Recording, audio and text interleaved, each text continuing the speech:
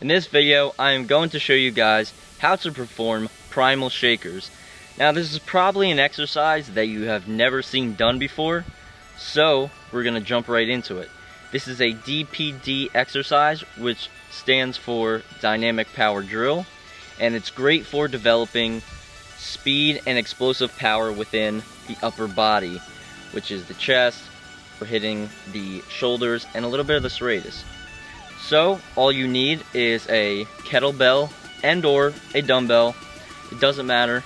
You're just going to grasp it slightly different if you're using a dumbbell.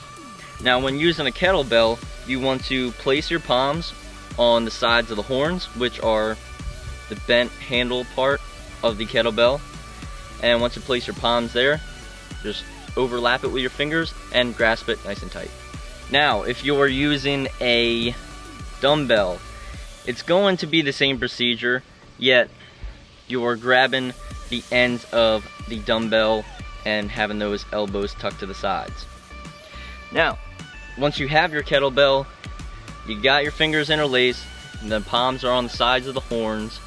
What you want to do is place the kettlebell towards the bottom part of your sternum. So, if you do not know what the sternum is, it's that bony section in the middle of your chest. So when you have the kettlebell, you're going to hold it right there. So here's a little side view. Bottom of my sternum's right here, and the kettlebell is in front of it. You want to make sure that you're not rounding your shoulders and hunching into the weight. You want to have that nice proud chest like Superman. And whenever I say proud chest, Superman it. Bam, that's proud chest. It's simple. It's a little hack for you. So have that proud chest. When you have the weight in front of you, pull through the crown of your head. So this is a great tip to make sure that your spine is nice and tall and straight. Imagine there's a string attached to the top, or pretty much the crown portion of your head, and someone is pulling that string up. And if you imagine that, you're gonna have a nice tall posture. Make sure no overextension in the lumbar spine. Have that pelvis under the rib cage. And we're simply going to hold the weight nice and tall, extend the arms out, and bring them back to the starting position. That's basically it. So this is a slowed down version of this exercise, and I will show a frontal view.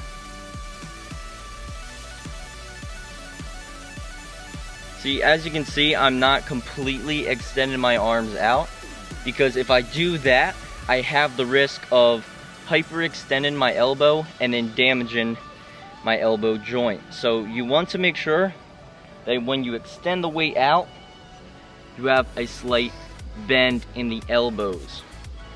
And now I'm showing this in a slow motion just so you can see the form, because it's a fast, explosive movement. So you want to make sure that you're comfortable with just how the weight feels. And if you're just doing this slow and you feel like the weight's dipping down, use a lighter weight. A lot of people, that's an issue they have. They go too heavy, and then as they're pumping out the reps, it keeps going lower. You do not want that. You want to have the weight travel in a straight line, away from your chest and back. And now I am just going to show you a few reps at the speed of which this exercise is supposed to be performed at. Remember, it's an explosive power movement, so you want to create as much force and power extending the weight out, and then make sure it's controlled enough that you can bring it back to the starting position without breaking your form.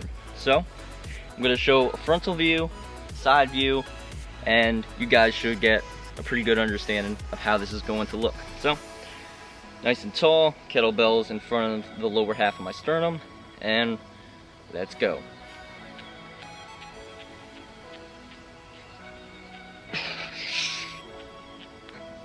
It looks a little goofy, I know, but when done properly, you will feel a lot of tension in your lower pecs and your shoulders. The little side view, and make sure when you're doing these, you have a slight bend in your knees as well.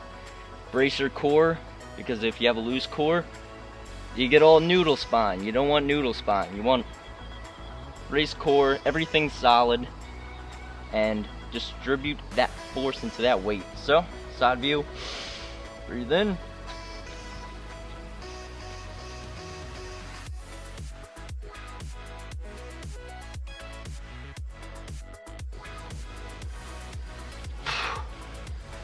Jesus. That's only a 15-pound kettlebell, and it almost feels like someone's ripping my chest apart.